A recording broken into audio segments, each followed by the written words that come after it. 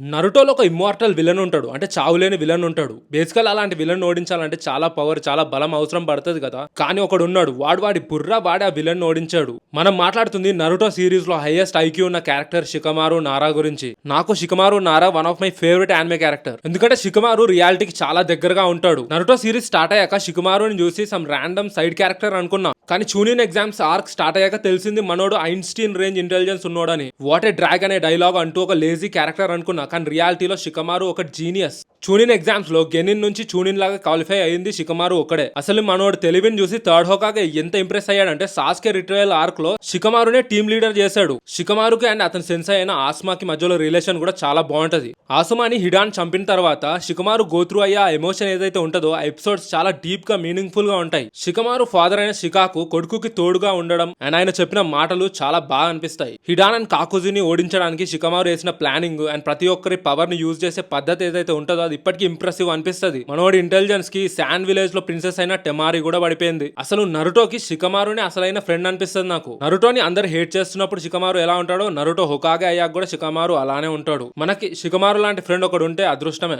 Next ఏ character పైన video చేయాలో comments లో చెప్పండి. అండ్ ఇలాంటి మోర్ యానిమే కంటెంట్ కోసం పేజ్ ని ఫాలో చేయండి.